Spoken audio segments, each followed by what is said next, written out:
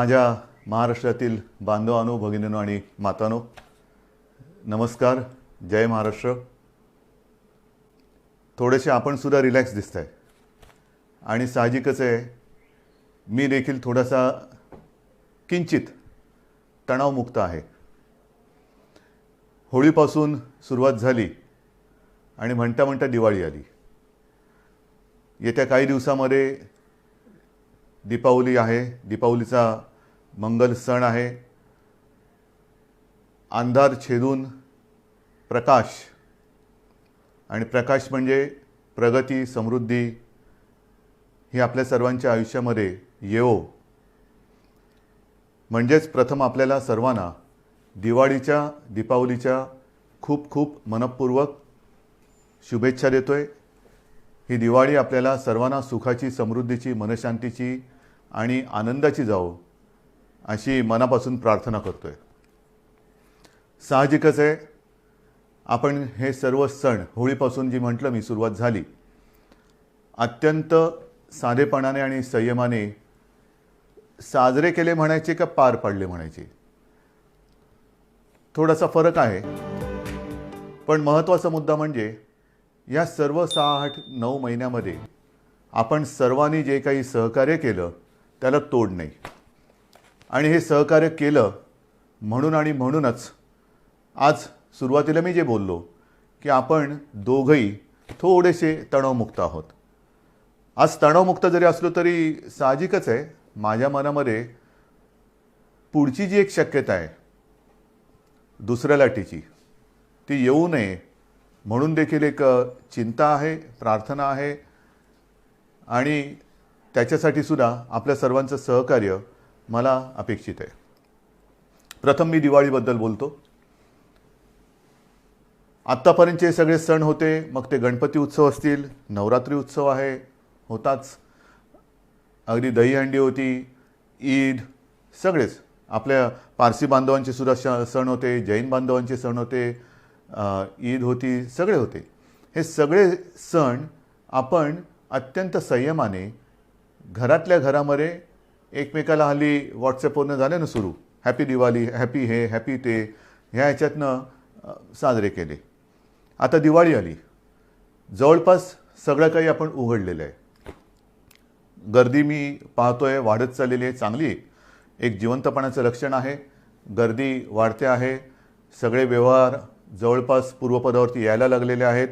आणि इथेच मला थोडीशी एक खबरदारी आपण घ्यावी अशी विनंती करायला आज आम्ही संवाद साधत आहे. आपण बघता आहात की गेले काही दिवस महाराष्ट्रामध्ये आणि विशेषतः मुंबई आसपासच्या सर्व परिसरामध्ये, अगदी पुण्यामध्ये सुद्धा हा कोरोना जो काही वाढत होता, अनेक जण आपल्यावरती टीका करत होते. काही जण म्हणत होते की यांच्या कंट्रोलच्या बाहेर चाललेलं आहे. पण आपण सगळ्यांनी जिद्दीने आणि आत्मविश्वासाने, एका शिस्तीने या संकटाचा सामना करत करत करत हा तो जो काय त्याचा चढ होता तो खाली आणलेला आहे. आपल्याकडे हा चढ होता तो उतारावरती आणले, नक्की आणलेला आहे. पण देशात इतरत्र, म्हणजे मी विशेषतः दिल्लीत म्हणेन, जिथे आज आपल्याकडे हजारातला आकडा शेकड्यात आलेला आहे मुंबईतला, आणि राज्यातला आकडासुद्धा नियंत्रणात आलेला आहे, तर तिथे दिल्लीत आपण पाहतात आकडा वाढता वाढता वाढी होत चाललेला आहे. कशामुळे होतं आहे, का झालं, इतर ठिकाणी आकडा वाढतो आहे, पाश्चिमात्य देशात आकडा वाढतो आहे. याचं कारण एक तर दिल्लीमध्ये असं म्हणतात, मी काही दिल्लीत जाऊन बघितलेलं नाही, पण प्रदूषण वाढलेलं आहे. आणि प्रदूषण म्हटल्यानंतर हा जो काही एक विषाणू आहे हा आपल्या श्वसन संस्थेवरती घातक परिणाम करतो. म्हणजे फुफ्फुसं असेल, त्या फुफ्फुसामध्ये ते व्हायरल न्यूमोनिया, त्याचा प्रादुर्भाव होतो. आणि काही काही वेळेला किंबहुना अनेकदा आपण बघितलेलं आहे की परिस्थिती हाताबाहेर जाते. विशेषतः ज्यांना सहव्याधी आहेत, म्हणजे कोमॉर्बिडिटी, त्यांच्यावरती हा परिणाम, घातकता त्याची जास्त असते.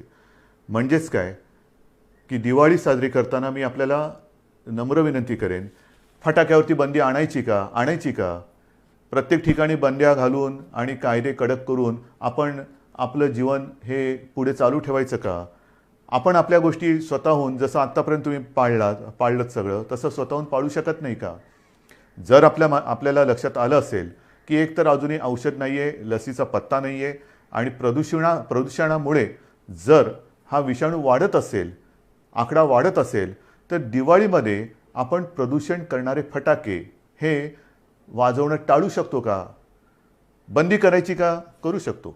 पण मला असं वाटतं बंदीपेक्षा आपसातला एकमेकावरचा विश्वास जो आहे, आणि मला अनेक जणांनी सांगितले की आपण जेव्हा बोलता तेव्हा आमच्या घरातलाच एक कुटुंब प्रमुख आमच्याशी बोलतोय, मोठा भाऊ आपल्याशी बोलतोय, असं आपल्याला सर्वांना वाटत असतं. मग त्याच नात्याने आपल्याला सांगतोय.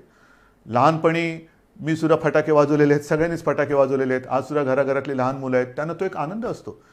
पहाटे अभ्यंग स्नान म्हटल्यानंतर तेव्हा थंडी मुंबईमध्ये असायची, आज इतरत्र राज्यात थंडी पडायला सुरुवात झालेली आहे. उठणं लावायचं, ते चिराट फोडायचं आणि पहिला फटाका कोण लावतो ती एक गंमत होती. पण म्हणता म्हणता ही वस्ती एवढी वाढली आणि त्याच्यानंतर हे एवढं आता धूर आणि प्रदूषण वाढायला लागलेलं आहे की आत्तापर्यंत जे काय आपण साधलेलं आहे, आत्तापर्यंत जे काय आपण कमावलेलं आहे, ते 4 दिवसातल्या धुरामध्ये वाहून जाता कामा नये. म्हणून मी आपल्याला विनंती करतोय, एकतर सार्वजनिक ठिकाणी फटाके वाजवायचे नाहीतच, कारण आपल्याला समाजाची काळजी घ्यायची आहे. अनेक जण ह्या वेळेला फिरायला बाहेर पडतात, सगळीकडे रोषणाई जरूर करा. दीपावली म्हटल्यानंतर दीप तर उजळले पाहिजेतच. ही दीपावली वाटली पाहिजेच, पण दीपावली म्हणजे दिवा. तो दिव्याचं एक महत्त्व आहेच. दिवे जरूर पेटवा, प्रकाशमान करा, पण फटाके न वाजवाल तर उत्तम. सार्वजनिक ठिकाणी फटाके वाजवायचे नाहीतच. हां, आपल्या एक याच्यासाठी आजूबाजूला कोणाला त्रास होऊ न देता जेवढे काही मर्यादित फटाके आपण वाजवू शकत असाल हरकत नाही. मी अगदीच काही तुम्हाला आणीबाणी नाही आणते तुमच्यावर. फटाके वाजवूच नका किंवा फटाक्यांवरती बंदीच घालतो असं न म्हणता, चला आपण एक दुसऱ्याच्या विश्वासावरती हा सण आनंदाने साजरा करूया. फराळ करा. पण पुन्हा एक सांगतो की आत्ता जरी ही परिस्थिती आटोक्यात आलेली वाटत असली तरी दिवाळी आणि दिवाळी नंतरचे 15 दिवस हे फार आपल्याला कसोटीचे आहेत. याचं कारण असं की पाश्चिमात्य देशात आपण जे काय बघतो आहोत, आकडेवारी बघतो आहोत, प्रचंड मोठ्या प्रमाणात ही दुसरी लाट आलेली आहे. म्हणजे अनेक ठिकाणी हा जो आकडा होता हा जवळपास शून्यावरती आला. आणि मी जी काय माहिती घेतली, माझ्याकडे माहिती आहे, कागद सगळे आहेत, पण हे सगळं तुम्ही बघताय तेच मी बघतोय. पण ते बघितल्यानंतर रिपिटेशन नको आहे. पाश्चिमात्य देशात आपण जर पाहिलं तर अगदी इटली असेल, ब्रिटन असेल, इंग्लंडमध्ये तर, लंडनमध्ये तर पुढच्या 4-6 आठवड्यासाठी कडक लॉकडाऊन त्यांनी केलेलं आहे. कडक म्हणजे जसं आपल्याकडे होता तसा. इतरत्र सुद्धा स्पेनमध्ये असेल, नेदरलँडमध्ये तर मी असं ऐकलं की घरातल्या घरात कुटुंबियांना सुद्धा त्यांनी मास्क घालण्याची एक जबरदस्ती केलेली आहे. हे आहे, होतंय. ह्याचं कारण का की थोडीशी बेफिकिरी. आता संपलं सगळं. गेले 1-2 महिने काहीच झालेलं नाही आहे, झालं सगळं. तसं नाही आहे. तिकडे थंडीचा सीझन सुरू होतोय, त्याच्यात हा आता विषाणू परत वाढीला लागलेला आहे. आणि त्या लाटेच्या आकडेवारीकडे जर का आपण बघितलं तर मी म्हणेन ही लाट नाही, ही सुनामी आहे. कारण पहिल्या प्रथम जेव्हा तिथे लाट आली होती आणि अगदी पीक ज्याला म्हणतात त्या पीक नंतर खाली गेला तो करोना, आणि आता जो आला आहे तो दुपटी तिपटीपेक्षा जास्त संख्येने आलेला आहे. आपल्याकडे होणार नाही, होऊ द्यायचं नाही. पण विचार करा, गेले 6-8-9 महिने आपली यंत्रणा, मग ती पोलीस आहे, महसूल आहे, आरोग्य सेवक आहेत, डॉक्टर्स आहेत, अत्यंत तणावाखाली ह्या लढाईमध्ये लढत आहेत. कोणासाठी लढत आहेत? अनेक पोलीस मृत्युमुखी पडलेत, आरोग्य सेवकांना सुद्धा बाधा झालेले, त्यातले काही मृत्युमुखी पडले, काही डॉक्टर्स गेलेले आहेत. कोणासाठी लढत आहेत? त्यांच्यावरती असह्य ताण आहे. आणि आत्ता मला असं वाटतं की ही जी काही लढाई आपण लढलो, मला सहज एक परवा कोणीतरी व्हॉट्सॲप पाठवला, एक चांगला होता, एका सैनिकाचा. तो सैनिक आपल्याला सांगतोय की मी तुमच्यासाठी लढत असताना किती किलो वजन, मग बूट किती किलोचे असतात, अंगावरती बॅगेमध्ये त्याच्या जी काही दारुगोळा असतो तो किती किलोचा असतो, हेल्मेट किती किलोचा असतो, त्याचं जॅकेट किती किलोचं असतो. म्हणजे त्याचं वजन आणि ह्याचं वजन ह्याची जर तुलना केली तर खूप फरक आहे. म्हणजे त्याच्या शरीरापेक्षा तो जो काय वाहतो, नुसतं वाहत नाही, तो जो काय अंगावरती बाळगतो त्याचं वजन हे जास्त आहे. आणि मग तो सैनिक आपल्याला विचारतो, हे एवढं सगळं वजन घेऊन जर मी तुमच्यासाठी लढत असेल तर तुम्ही फक्त मास्क लावून ही लढाई लढू शकत नाही? किती साधा आणि मार्मिक प्रश्न आहे. लढताना आपल्या हातात दुसरं कोणतेही शस्त्र नाही आहे, मास्क शिवाय दुसरं कोणतेही शस्त्र नाही आहे. आणि सहज मी आत्ता आपल्याशी बोलताना मला एक 100 वर्षापूर्वीची आठवण आली. त्याही वेळेला फ्लू आला होता, स्पॅनिश फ्लू. साधारणतः कोरोना कधी जाईल, हा स्पॅनिश फ्लू जो 100 वर्षापूर्वी आला होता तो 2 ते 3 वर्ष त्यांनी जगाला परेशान करून टाकलं होतं. त्याही वेळेला काही कोटी बळी, म्हणजे आपल्या देशात सुद्धा असं म्हणतात की 1 कोटीच्या आसपास लोक मृत्युमुखी पडले होते. 100 वर्षापूर्वी लोकसंख्या काय होती, त्याच्यात 1 कोटी. आता लोकसंख्या किती आहे, प्रमाण काय होईल, हे तुम्हाला मी घाबरवत नाही आहे, पण सतर्क राहण्यासाठी म्हणून ह्या प्रेमाच्या आणि सावधगिरीच्या सूचना देतो आहे. आणि म्हणून मी आपल्याला सांगतो की जरी आपण या सगळ्या गोष्टी उघडतो आहोत, उघडायला तर पाहिजेच, कारण आयुष्य पूर्वपदावरती आलंच पाहिजे, येतं आहे, अर्थचक्राला गती मिळाली पाहिजे. पण ती गती देताना वेडीवाकडी जर का गती द्यायचा प्रयत्न केला तर ती दुर्गती होईल, गतीच्या ऐवजी अधोगती होईल. कारण पुन्हा जर का लॉकडाऊन करण्याची वेळ आली तर तो लॉकडाऊन आपल्याला फार भारी पडेल. आणि जर का रुग्णसंख्या वाढली तर आता आपण जी सेवांमध्ये वाढ केलेली आहे, जम्बो हॉस्पिटल्स, फील्ड हॉस्पिटल्स, आत्तासुद्धा मी आपल्याशी बोलल्यानंतर मला वाटतं मीरा भाईंदर आणि कल्याण डोंबिवली येथे कोविड केअर सेंटरचं लोकार्पण करणारच आहे. मी अजूनही गरज संपली अशातला भाग नाही आहे. पण एक गोष्ट चांगली आहे की बऱ्याच ठिकाणी अजूनही आपले बेड्स आता रिकामी दिसत आहेत, ते रिकामीच असू द्या. मी कुठेही ह्या आरोग्य सुविधा बंद करा म्हणून सांगितलेलं नाही, वापरायची वेळ येऊच नये. पण आणखीन पुढचे किमान 6 महिने आपण ह्या गोष्टी असाच्या अशा भले कडी कुलप लावून ठेवली तरी चालतील, ती तशीच राहावीत, पण आपण त्या काढत नाही आहोत. मनामध्ये एकच विचार आहे की ह्या ज्या काही सुविधा वाढवल्या त्यालासुद्धा एक मर्यादा आहे. मी सुरुवातीला आपल्याला सांगितलं होतं की ही जेव्हा साथ सुरू झाली तेव्हा आपल्या राज्यामध्ये एकूण सगळे मिळून 7-7.5 किंवा 7,800 रुग्णशय्या होत्या. आता त्या रुग्णशय्या जवळपास आपण 4.5 लाखापर्यंत नेल्या एवढ्या. पण नुसतं रुग्णशय्या म्हणजे रुग्ण बरा होतो असं नाही आहे, त्याला आरोग्य सेवक पाहिजेत, डॉक्टर्स पाहिजेत, औषधं पाहिजे, ऑक्सिजन पाहिजे, जरूर लागली तर व्हेंटिलेटर पाहिजे. सगळ्या बाकीच्या गोष्टी आणता येतील, डॉक्टर्स आणि आरोग्य सेवक कुठून आणायचे हे तयार नाही करता येऊ शकत. पण त्यांच्यावरती म्हणजे ते वाढणार नाही आहेत. म्हणजे उद्या जर का दुपटी तिपटीची लाट आली तर आपली त्रेधा तिरपीट उडू शकते आणि ती येऊ न देणं हे आपण करू शकता, कारण आजपर्यंत आपण हे केलेलं आहे. या सगळ्या गोष्टी मी तुम्हाला सांगतोय. पण मधल्या काळामध्ये हे फळ आपल्याला कसं मिळालं तर दसऱ्यापर्यंत आपण माझे कुटुंब माझी जबाबदारी ही जी काही एक मोहीम राबवली, मी नक्कीच सांगेन की त्या मोहिमेचं हे फळ आहे. कारण आपल्या टीम्सने जवळपास 60,000 टीम्स राज्यभरात आपण तयार केल्या होत्या. 60,000 घराघरात गेल्या, माझ्याही घरी आल्या होत्या, आपल्याही घरी आल्या होत्या. जवळपास सगळी घरं आपण त्याच्यामध्ये संपर्क केला आहे. आणि त्याच्यात तुम्हाला सहज मी एक आकडेवारी सांगतो की या जवळपास 59,000 काही टीम होत्या, म्हणजे 60,000. त्यांनी राज्यामध्ये जी काही एक चौकशी केली त्याच्यात साधारणतः 3.5 लाखाच्या आसपास आयलाय आणि सारी रुग्ण सर्वेक्षण काळात आढळून आले. म्हणजे ज्यांना श्वसन संस्थेचा विकार असेल, काही असेल, त्यांची टेस्ट केल्यानंतर त्याच्यामध्ये साधारणतः 51,000 रुग्णांना कोविड झाल्याचं निदर्शनास आलं. हे घरोघरी जाऊन आपण तपासणी केली म्हणून हे झालं आणि म्हणून आपण त्यांना आवश्यकतेनुसार इलाज करून वाचवू शकलो. हे याचं फलित आहे, हे नक्कीच फलित आहे. त्याच्यानंतर एकूण जर का बघितलं आपण तर ह्या सर्वेक्षण काळामध्ये मधुमेह, डायबिटीस आपल्या राज्यात किती जणांना आहे, ज्यांना आपण तपासलं आणि ज्यांनी आपली माहिती दिली त्याच्यात जवळपास 8,69,370 लोकांना डायबिटीज आहे. हाय ब्लड प्रेशर किती लोकांना आहे, साधारणतः 13 लाख लोकांना हाय ब्लड प्रेशर आहे. हृदयविकार कोणाला किती लोकांना आहे, 73,000 लोकांना जवळपास हृदयविकार आहे.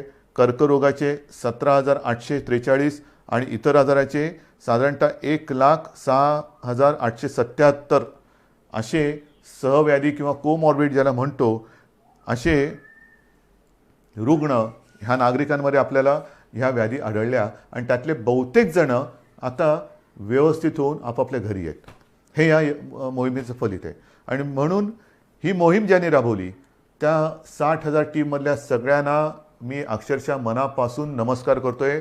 महाराष्ट्र आपला ऋणी आहे. आपण अहोरात्र मेहनत केलीत, स्वतःच्या जीवाची पर्वा न करता मेहनत केली. काही ठिकाणी आपल्याला थोडेसे अनुभव आले असतील. काही जणांनी सुरुवातीला दाद दिली नाही, मग त्यांना जेव्हा कळलं की आपल्या भल्यासाठी आहे, मग त्यांनी दरवाजा उघडला आणि आता त्यांना त्यांचा विश्वास आल्यानंतर पुढे या सगळ्या गोष्टी केल्यात. परंतु मी यंत्रणेला सांगितलेलं आहे की हा जो रेकॉर्ड आहे, हा रेकॉर्ड म्हणजे आपल्या राज्याचा आरोग्याचा नकाशा आहे, हेल्थ मॅप. साधारणतः कोणत्या कोणत्या विभागामध्ये काय काय स्वरूपाचे आजार आहेत, किती जणांना आजार आहेत, ह्या सर्वांना शक्य तेवढं संपर्कात ठेवा. एक थोड्या थोड्या कालावधीनंतर त्यांना किमान एक फोन करून तब्येतीची विचारपूस करा. आणि ही विचारपूस केल्यानंतर आपल्याला लक्षात येईल की आपण जी मोहीम राबवतो आहोत त्याचा उपयोग आपल्याला नुसतं निरोगी महाराष्ट्र, सुदृढ महाराष्ट्र वाचून होत नाही. महाराष्ट्र त्याच्यासाठी मेहनत करावी लागते. तर ही मेहनत, ह्या मेहनतीचं एक फळ आहे. म्हणून मी या सगळ्यांना धन्यवाद देतोय आणि त्यांना आणखीन सांगितलेलं आहे की जरा थोडे दिवस थोडी विश्रांती घ्या. पण आता पुढचा टप्पा आहे हा तुम्ही करायचा आहे. ह्याचं कारण असं की जे मी बघतो आहे की मुंबईमध्ये सुद्धा आणि बाहेरसुद्धा मास्क न घालणारी जास्त दिसायला लागलेले आहेत.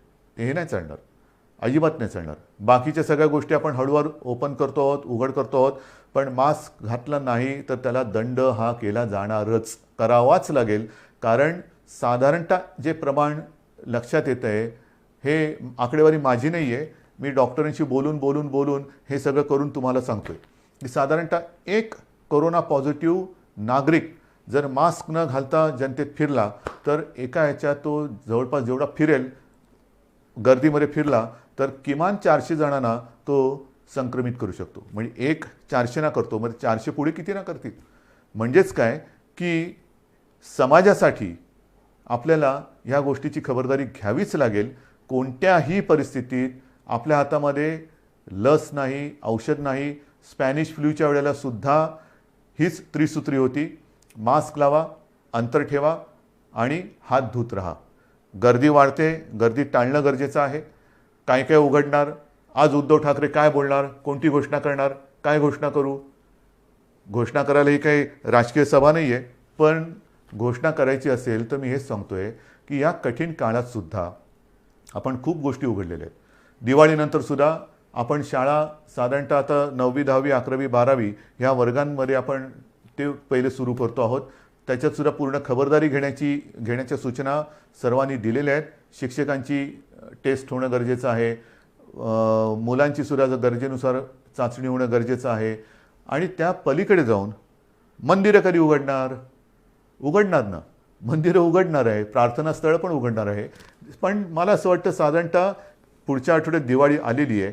दिवाळीनंतर आपण एक नियमावली करू. नियमावली काय आहे तर हीच नियमावली आहे: गर्दी टाळा.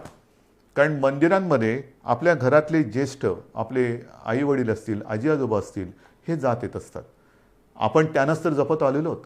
आज पण असंच सांगतोय की शक्यतोवर कोणीच अनावश्यक कोणी घराबाहेर पडू नये, हे तर आपण बोलतोच आहोत. परंतु ज्येष्ठ नागरिकांनी घराबाहेर पडू नये अशीच एक आपली साधारणतः आज देखील सूचना आहे. मग बागेत फिरलात, अंतर ठेवून राहिलं पाहिजे.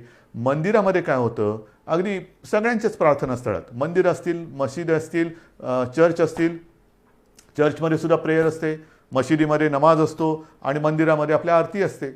अगदी आपण खेटून तल्लीन होऊन आरत्या करत असतो. पण त्या तल्लीनतेचा परिणाम हा नंतर आपल्याला भोगायला लागता कामा नये.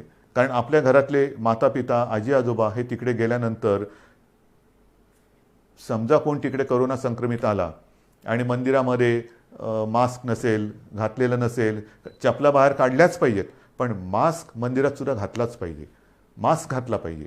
पण हे जेव्हा आपण मंदिरं सुरू करू त्यावेळेला ह्या नियमावली व्यवस्थित देऊ. पण त्यांच्या एक काळजीपोटी थोडासा आपण मुद्दामून मी थोडा उशीर करतोय. टीका माझ्यावरती होते, करू द्यात. मी सुरुवातीलाच सांगितलेलं आहे, तुमच्या हितासाठी, महाराष्ट्राच्या हितासाठी जर मला वाईटपणा घेण्याची आवश्यकता असेल आणि जर कोणी मला वाईट म्हणत असेल तर तो वाईटपणा तुमच्या हितासाठी मी घ्यायला कधीही तयार आहे. वाईट म्हणणारे 4 दिवस वाईट मला टीका करतील, पण उद्या जर काही गंडांतर आलं तर त्याची जबाबदारी स्वीकारायला हे कोणी येणार नाहीत पुढे. मग तुमचं तुम्ही बघा, आम्ही बोललोच होतो. पण म्हणून आपण थोडंसं सावधपणाने एक एक पावलं पुढे टाकतो आहोत. तर ही मंदिराबाबतची परिस्थिती आहे. शाळांचं मी तुम्हाला सांगितलेलं आहे.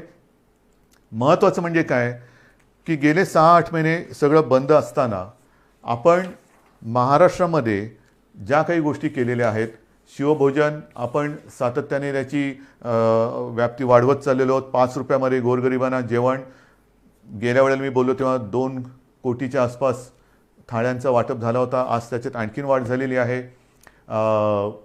किती गोष्टी सांगायच्या. विशेष म्हणजे मधल्या काळामध्ये महाराष्ट्र द्वेष्ट्यांनी, मी शब्द मुद्दामून वापरतो आहे की या संकटाच्या काळात, जगभर संकट असताना, देशात संकट असताना, राज्यात संकट असताना आणि आपण सगळे कोरोनाच्या संकटाची सामना करत असताना महाराष्ट्र द्वेष्ट्यांनी महाराष्ट्र बदनामीचं जे कारस्थान केलं होतं, महाराष्ट्राची कायदा सुव्यवस्था कोलमडून पडलेली आहे, इकडे सगळं अंमली पदार्थाच्या शेत्या होत्या आहेत, हे मी मागे सुद्धा दसऱ्याच्या भाषणात बोललो. पण ते कारस्थान तोडून मोडून काढून जूनमध्ये आपण 17,000 कोटींचे सामंजस्य करार केले. मला त्याच्याबद्दल अभिमान आहे. काही विदेशी कंपन्या त्याच्यामध्ये आल्या. नुसते सामंजस्य करार म्हणजे कागदावरती करून, पावसाळा होता म्हणून कागदी होड्या करून सोडल्या नाहीत पाण्यामध्ये. तर त्याच्यापैकी अनेक जणांना जागासुद्धा दिल्या गेलेल्या आहेत आणि काही जणांना येत्या काही दिवसात जागा दिल्या जातील आणि प्रत्यक्ष कामसुद्धा तिथे सुरू होईल. ही गुंतवणूक आलेली आहे. गेल्या आठवड्यामध्ये त्याचं पुढचं पाऊल टाकलं आहे. 35,000 कोटीचे सामंजस्य करार केलेले आहेत. अनेक वेगवेगळ्या क्षेत्रातील देशी विदेशी कंपन्या महाराष्ट्रामध्ये येत आहेत, ज्याचा आपल्याला अभिमान आहे. हे सगळं तुमचं कर्तृत्व आहे. आपण एक महाराष्ट्राची प्रतिमा ही निर्माण केलेली आहे. त्या प्रतिमेचं हे फलित आहे. म्हणजेच लॉकडाऊन म्हटल्यानंतर सगळे कडी-कुलपं लावून घरी नाही बसलो. घरी तर बसलो आहे. माझ्यावरती टीका केली जाते, पण घरात बसून सुद्धा मी हे काम केलेलं आहे. हजारो कोटींचे सामंजस्य करार हे महाराष्ट्रामध्ये केलेले आहेत. गुंतवणूक येते आहे, उद्योगधंदे सुरू होत आहेत, रोजगार निर्माण होतो आहे, मोठ्या प्रमाणावरती अर्थचक्राला आणि अर्थव्यवस्थेला चालना मिळते आहे. हे फार मोठं काम आहे. आणि आता 2 दिवसापूर्वी मुंबईमध्ये मेट्रोचं काम, आता मेट्रो म्हटल्यानंतर तुम्हाला माहिती आहे, कारशेड, आरेची कारशेड कांजूरला नेली, त्याच्यावरनं टीका. त्याच्यावरती सगळी उत्तरं आपल्याकडे आहेत. व कोणीतरी म्हणालं की ही सॉल्टपॅनची म्हणजे मिठागराची जमीन आहे. हे सगळे जे टीका करतात त्यांना समर्पक उत्तरं देऊ. पण मिठागराची जमीन आहे म्हणणाऱ्याने एक कळत नाही आहे की तुम्ही आमच्या मुंबईकरांच्या प्रोजेक्टमध्ये मिठाचा खडा टाकतात. हा मिठाचा खडा, हा त्याचा काय इलाज करायचा तो आहे, पण आम्हीसुद्धा डोळे बंद करून काही कामं करत नाही आहोत. जे मुंबईकरांच्या आणि माझ्या राज्याच्या हिताचं असेल ते टीकेची पर्वा न करता आपण करणार म्हणजे करणारच, कोणत्याही परिस्थितीत करणार आहोत. आणि जसं मी म्हटलं की मुंबईमध्ये सुद्धा आणि इतरत्र महाराष्ट्रामध्ये सुद्धा इन्फेक्शनसाठी हॉस्पिटल ते सुद्धा करणार आहोत आपण. जागा अजून कुठे बघितलेली नाही आहे, पण शोध चालू आहे. कारण हे एक पहिलं संकट आवरू दे आपल्याला. ते सावरल्यानंतर आपण या गोष्टीकडे सुद्धा लक्ष देणार आहोत. माझे कुटुंब माझी जबाबदारीची फलश्रुती आपल्याला मी सांगितली. त्याच्यावरती नंतर मी कदाचित पुन्हा थोडंसं बोलेन. पण आता जवळपास आपण सगळ्याच गोष्टी उघडायला परवानगी दिलेली आहे. सिनेमागृह, त्याच्यानंतर आपली नाट्यगृह ही सुद्धा काही टक्क्यामध्ये उपस्थिती ठेवून, कारण हळूहळू आपल्याला जायचं आहे, ही उघडायला परवानगी दिलेली आहे. जिम, व्यायामशाळा त्या सुरुवात करायला दिलेली आहेत. रेस्टॉरंट सुरू झालेली आहेत. ग्रंथालय, वाचनालय सुरू झालेली आहेत. मुंबईतील सर्व महिलांना लोकल प्रवासाची मुभा दिलेली आहे. आमच्यासाठी लोकल्स कधी सुरू होणार, केंद्राबरोबर बोलणं सुरू आहे. त्याच्यातसुद्धा आपण मागणी करतो आहोत. त्यांच्याकडनं जसजशी परवानगी येते तसतशी आपण लोकल सुरू करतो आहोत.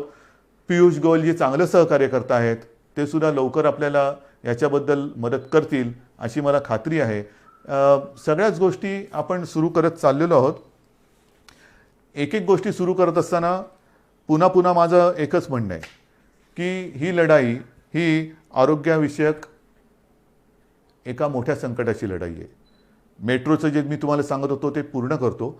मेट्रोचं जे कारशेडचं एक झालं तो विषय वेगळा, परंतु 2 दिवसापूर्वी मेट्रोसाठीच आपण जर्मनीच्या KfW कडनं जवळपास 545 दशलक्ष युरो एवढ्या रकमेचं कर्ज अत्यंत माफक व्याजदरामध्ये आपण ते घेतलेलं आहे. अत्यंत माफक व्याजदर आहे. म्हणजे ही गोष्ट फार महत्त्वाची आहे. आणि त्या कार्यक्रमामध्ये विशेषतः तिथले ते जे जर्मन अधिकारी त्या संबंधित संस्थेचे आणि इथले आपले कॉन्सिल जनरल वगैरे होते, ते आपल्या मुंबई आणि महाराष्ट्राबद्दल जे बोलले ते फार महत्त्वाचं आहे. त्यांनी हेच सांगितलं की आम्हाला महाराष्ट्रात खूप कम्फर्टेबल वाटतं. महाराष्ट्र आणि आपला देश यांच्याबद्दल त्यांना एक आस्था आहे, पण महाराष्ट्राच्या विकासासाठी ते आपल्या सोबत आहेत हे सुद्धा नाही म्हटलं तरी तुमच्या सगळ्या मेहनतीचं हे फळ आहे. शेवटी राज्य म्हणजे काय? राज्य म्हणजे केवळ राज्य सरकार नाही, राज्य सरकार तर असतंच, पण राज्य सरकारबरोबर राज्यातली जनता, एक आपल्याला संस्कृती आहेत, आपल्यावरती संस्कार आहेत आणि इथे टाकलेला पैसा हा उधळला जाणार नाही, तो वाया जाणार नाही, लोकांच्या उपयोगासाठी, जनतेच्या हितासाठी तो वापरला जातो आहे, तसं हे सरकार आहे. हे जे काही एक आपलं विश्वासाचं नातं आज आपण जगात निर्माण केलेलं आहे, हे त्याचं हे फलित आहे. म्हणून मला असं वाटतं की अनेक गोष्टी आपण सुरू केलेल्या आहेत, उद्योगधंदे येत आहेत, गुंतवणूक येते आहे. पावसाळा संपलेला आहे, पण पावसाळा संपल्यानंतर साधारणतः पावसाची जी सुरुवात झाली तीच एका तणावाने झाली आणि तो तणाव होता रायगड आणि आपल्या कोकण किनारपट्टीवरती प्रचंड ताकदीने धडकलेलं निसर्ग चक्रीवादळ. साधारणतः जूनपासून पावसाळा संपेपर्यंत कुठे ना कुठेतरी अतिवृष्टी, पूर, वादळं ह्या सगळ्या गोष्टी ह्या येत होत्या. मुंबईला सुद्धा त्यांनी सोडलं नाही पावसाने, पूर्व विदर्भाला नाही सोडलं. काही ठिकाणी पूर नाही आला, पण सतत पाऊस थांबतच नाही. आणि त्याचा दुष्परिणाम हा शेवटचा जो अतिवृष्टीचा पाऊस होऊन गेला, मी स्वतः जाऊन बघितलेलं आहे, जमिनी खरडून गेलेले आहे. खरडून जाणं म्हणजे काय तर सोन्यासारखं उभं असलेलं पीक हे तर कुठच्या कुठे सडून कुजून जातच, पण जमिनीचे थर जाऊन तिकडे जणू काय वाळवंट आहे की काय असं चित्र माझ्यासमोर होतं. कुठे पुलाच्या वरनं 7-8 फुटावरनं पाणी गेलेले आहेत, झाडं उन्मळून पडलेले आहेत, विजेचे खांब उन्मळून पडलेले आहेत, विजेच्या तारा तुटलेल्या आहेत. हे सगळं गेले 4 महिने आपण भोगलेलं आहे. आणि म्हणून जून ते ऑक्टोबर म्हणजे हा पाऊस संपेपर्यंत एकूण जर का बघितलं तर जवळपास महाराष्ट्रातली 41 लाख हेक्टर जमीन ह्या पूर आणि अतिवृष्टीमुळे बाधित झालेली आहे. संपूर्ण शेतकऱ्याची वाताहत झालेली आहे. कोणाची घरदारं वाहून गेलेली आहेत, कोणाची गुरं वाहून गेलेली आहेत, कोणाच्या घरातली माणसं बुडून गेलेली आहेत. काय करू शकतो आपण? काय करू शकतो? जास्तीत जास्त प्रयत्न हाच करायचा, प्राथमिकता प्राणहानी होऊ नये. कारण बाकी सगळ्या गोष्टी पुन्हा उभ्या करायला येऊ शकतात, पण प्राणहानी, मग घरातला माणूस गेला तर काय करायचं? तर त्याच्यामध्ये सुद्धा आपण जवळपास 10,000 कोटी निधी, एकतर तुम्हाला माहिती आहे मी गेल्या वेळेला भाषणांमध्ये बोललो होतो, 38,000 कोटी आपले GSTचे आणि डिव्होल्युशनचे बाकी आहेत, त्यातले आता 5-7 कोटी आलेत म्हणतात, परंतु दर महिन्याला त्याच्यामध्ये वाढ होत चाललेली आहे. म्हणजे होतं काय की ज्या पालिका मग कलेक्टर असतील, तिकडे काय झालं का राज्य सरकारकडे मागणी करणार, राज्य सरकार केंद्राकडे हात पसरणार, केंद्र सरकार हात वर करणार, काय करणार? तर ह्या सगळ्या परिस्थितीचा सामना करत आपण पुढे जातो आहोत. 10,000 कोटीची एक तरतूद आपण ह्या अतिवृष्टी, पूरग्रस्त आणि एकूण जे काही शेतकऱ्यांची नुकसान भरपाईच्या माध्यमातून त्यांना जी रक्कम मिळण्याची आवश्यकता आहे त्याच्यासाठी केलेली आहे. मग त्याच्यामध्ये जमीन आल्या, पर हेक्टरी किती द्यायचे, शेती असेल तर किती, फळबागांना किती, जास्तीत जास्त आजपर्यंत कधी न झालेलं असेल एवढी मदत आपण करण्याचा प्रयत्न करतो आहोत. हे केवळ तुमच्या आशीर्वादाने आणि देवाच्या दयेने आपण करू शकतोय, निभावून नेतोय, हळूहळू पूर्वपदावरती येण्याचा प्रयत्न करतो आहोत. पण मला असं वाटतं की शेतकरी असेल आणि माझ्या महाराष्ट्रातले सगळे नागरिक असतील, खूप समजदार आहात तुम्हाला सगळ्यांना हे संकट काय आहे ते कळलेलं आहे. कुठेही अनेकांनी तुम्हाला डिवचलं, चिडवलं तरीसुद्धा त्यांच्या त्या सगळ्या डावपेचाला बळी न पडता तुम्ही नाही, माझं सरकार आहे, आपलं सरकार आहे, माझं सरकार अडचणीत आहे, माझ्यासाठी ते नक्की काहीतरी केल्याशिवाय राहणार नाही, करताय. हे जे तुमचं प्रेम आहे ना, हे मला नाही वाटत जगाच्या पाठीवर दुसरीकडे कुठे मिळत असेल. आणि म्हणून मला असं वाटतं की ही सगळी मदत आपण करतो आहोत. मग ती करत असताना आपण मग कापूस खरेदी असेल, उडीद, मूग, तूर, सोयाबीन ही सगळी पिकं आता एक करत येत आहेत. कापसाची खरेदी सुरू केलेली आहे. ह्या महिना अखेरपर्यंत बरीचशी केंद्र सुरू होतील. जी पिकं येत आहेत त्यांची खरेदी सुरू करण्याचे आदेश दिले गेलेले आहेत. खरेदी केंद्र सुरू होत आहेत. काही ठिकाणी अजूनही हळूहळू होत आहेत, पण या महिनाभरामध्ये जिथे जिथे ज्या ज्या पिकासाठी आवश्यकता असेल ती सगळी खरेदी केंद्र सुरू करण्याचे आदेश मंत्रिमंडळाने दिलेले आहेत. लवकरात लवकर ही खरेदी जर कुठे सुरू झालेली नसेल तर ती सुद्धा सुरू होईल. सगळ्या गोष्टी आपण करतो. चहूबाजूनी संकट जरी येत असली तरी संकटाचा सामना करून आपण त्यांना पुरून उरतो आहोत, हे फार महत्त्वाचं आहे. शिवभोजनबद्दल सुद्धा मी बोललेलो आहे. आणखीन एक दोन गोष्टी केलेल्या आहेत. काल परवाकडे फोर्स 1 जो आपला एक महत्त्वाचा फोर्स आहे, अतिरेक्यांचा सामना करणारा, एकदा 26 नोव्हेंबरला त्याची गरज वाटली त्याच्यानंतर तो केला गेला. त्यांच्यासाठी सुद्धा आपण जे त्यांना आवश्यक आहे ते करतो आहे. पण विशेष म्हणजे आपल्याला आपल्या राज्यामध्ये जे माजी सैनिक आहेत त्या माजी सैनिकांना आणि त्यांच्या दुर्दैवाने ज्यांचं निधन झालेलं आहे किंवा आपल्यासाठी ज्यांनी बलिदान केलेले आहेत, जे शहीद झालेले आहेत, त्यांच्या ज्या बिचाऱ्या काय म्हणायचं, विधवा हा शब्द मला बोलायला खूप जड जाते, पण त्यांना आणि माजी सैनिकांना त्यांचा निवासी मालमत्तेचा कर आणि घरपट्टी ही माफ करण्याची योजना आपण आपल्या शिवसेना प्रमुखांच्या नावाने ती सुद्धा अंमलात आणतो आहोत. समाजातला प्रत्येक घटक हा वंचित राहता कामा नये. अगदी प्रत्येक घटक म्हटल्यानंतर मी यापूर्वी सुद्धा म्हटलेलं आहे की मग आरक्षणाचे वारे वाहत आहेत. मराठा आरक्षण आहे, ओबीसींचं आरक्षण, ते म्हणतात आमचं काही कमी करू नका, धनगर आहेत, ह्या सगळ्यांना आपण कुठेही वारावरती अजिबात सोडू शकत नाही. कारण जाणार कुठे वारावर सोडून? आपण एकत्रच आहोत. हे सरकार तुमचं आहे.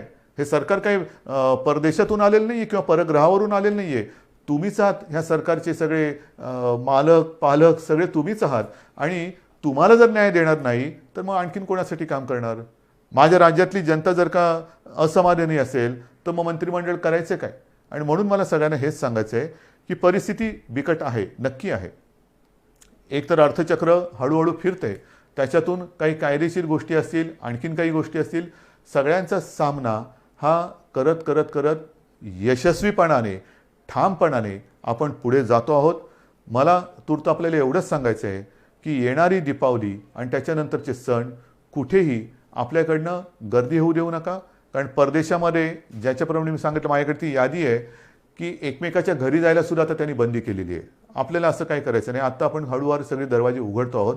पण पुन्हा एकदा सांगतो, ह्या उघडलेल्या दरवाजातून दीपावलीच्या निमित्ताने सुख समृद्धी मनशांती येऊ द्या. कोरोना येऊ देऊ नका. प्रदूषण टाळा, फटाके टाळा, फराळ करा, दीपावली साजरी करा, आकाशकंदील लावा, प्रकाशमान सगळं आयुष्य होऊ द्या. पण प्रदूषणकारी असं काही करू नका. मला खात्री आहे आजपर्यंत आपण माझं एका आपुलकीने प्रेमाने ऐकत आलेलं आहात, त्याच्याप्रमाणे वागत आलेलं आहात. आणि तसे तुम्ही जर का वागले नसता तर आजचे हे कोरोनाचे आकडे हे पुरेसे बोलके आहेत. ते आकडे आपण तिथपर्यंत येऊ शकलो नसतो. हे आकडे आपल्याला आता शून्यावरती आणायचे आहेत आणि आपण ते आणू शकतो.